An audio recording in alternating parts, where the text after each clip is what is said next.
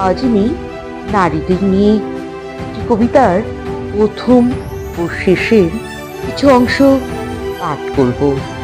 নারী পুরুষ নির্বিশেষে সকলেরই সম অধিকার হওয়া সত্ত্বেও সমাজে যে নারীরা এখনো লাঞ্ছিত, সেটাই আমি আমার কবিতার মাধ্যমে তুলে ধরার চেষ্টা করব।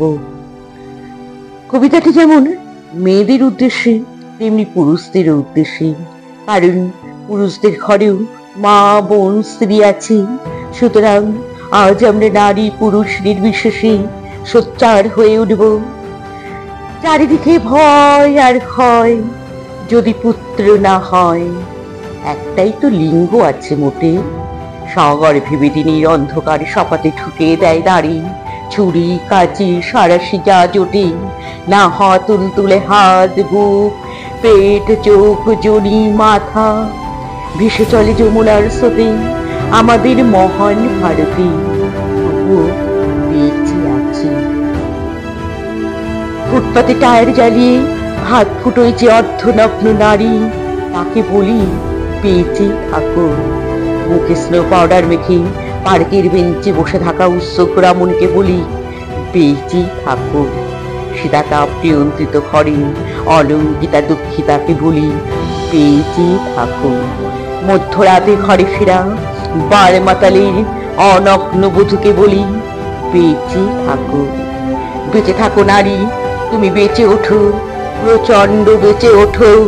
তুমি যদি মানুষ হও, দুহাতে শিকল ছেড়ে একবার দাঁড়াও, দুহাতে শিকল ছেড়ো, হাত তোমার, দু পায়ে দৌড়ে যাও, এ পা তোমার, দু চোখে জীবন দেখো, এই চোখ তোমার।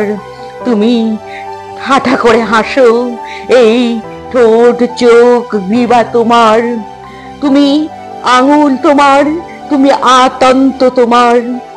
আজ আমি প্রণাম জানাই সেই প্রথম আঙুলকে, যার নাম বর্ণ পরিচয়, সেই অগ্নিশুদ্ধ পরম্পরাকে, সেই সব পুরুষ রামণীকে, ঊনবিংশ শতাব্দীর অন্ধকার হাতরে জ্ঞানের আলো জ্বালিয়ে এক জন্মে যারা আমাকে জন্ম জন্মান্তের দরজা খুলে দিয়েছেন। আমি আজ প্রেমের জন্য ফেলে যাচ্ছি আরাম, শতপাঞ্জিত সাতান্নের জন্য ফেলে যাচ্ছি ঋতুদাসীর চপচৌষো, জেগে থাকার জন্য ফেলে যাচ্ছি ভাত ঘুম, যন্ত্রণার জন্য ফেলে যাচ্ছি সুখ, জ্ঞানের জন্য ফেলে যাচ্ছি অন্ধকার, আনন্দের জন্য ফেলে যাচ্ছি সাফল্য, অমৃতের জন্য ঐশ্বর্য।